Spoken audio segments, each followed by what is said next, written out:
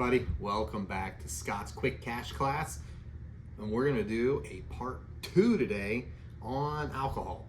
I didn't feel like we had enough time last time to get in there and kind of deep dive into some of the other things, so I just wanted to bring some more information to you, possibly another little story about alcohol and my stupidity. So think about this, right?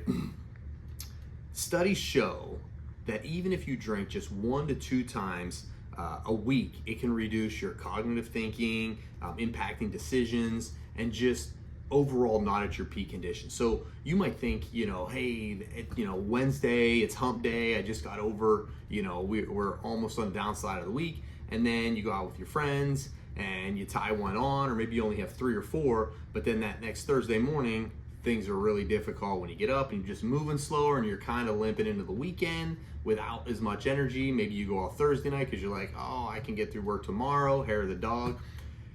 Just even once or twice is going to slow you down. They did a study, LendingTree did a study on 21 to 30-year-olds, and they found that on average they spend about $2,400 a year on alcohol and alcohol-related things like Ubers, food, things like that. So just think about that. Even if you did half that and you either paid debt off or invested it, think how much further ahead you would be. So one story that I have that really affected, or should have affected me more at the time, but didn't really, was I got hired for AT&T to sell cell phones. And those of you that kind of watched some other episodes know that I've had, a sales history. I've sold cars and some other things, but I got into selling cell phones. Pretty good gig. I had to go out of town for 2 weeks for training. It was week out, come back, do a week in the store, then go back out for another week and finish your training up there, and then you'd be ready to be back in the store. So the first week go out there, everything's fine. I'm not drinking, everything's good. Well, we get to that Thursday night and we had class the next day at 8 o'clock, and it was said, if you're late, there is no second chances. Well, I tied one on, got to work at about 8:30. I showed up, obviously very embarrassed, apologized, and they were nice enough to let me complete the training, and they obviously warned me, don't be late again. I went back home, did work at the store for a week. Everything went fine there. Went back out to do training for that third week. First 4 days were great. We had a half a day that Friday, so really I only had to be there from 8 to 12, and I was going to get to drive back, and it was basically a pretty easy day. Went out Thursday with some other people, drank too much, overslept again, didn't show up till 9 o'clock, and they basically fired me on the spot.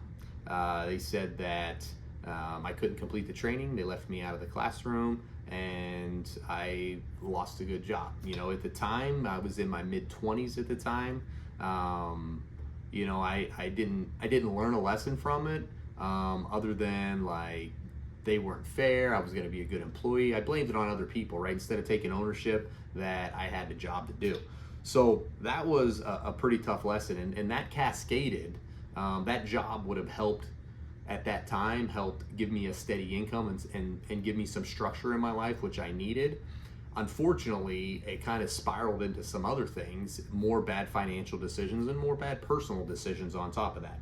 So, there's a lot of things that you don't even realize that alcohol is affecting with your finances, and that probably delayed me hitting my financial goals by probably at least 2 to 3 years, at least, by doing that. So hopefully you learned a little bit something about that. So I want to give you one more statistic on that. Harvard Health did a research that people who drink less than once a month have a higher savings rate, better credit scores, and are more likely to own property by the age of 30 than people who drink weekly. And so if your money's not going towards booze, you can put it towards other things, right? And I'm not saying home ownership is your goal. Owning real estate should be a goal, but home ownership might not be your goal. But I just wanted to present it so that you have an idea of how that drinking will affect your finances. So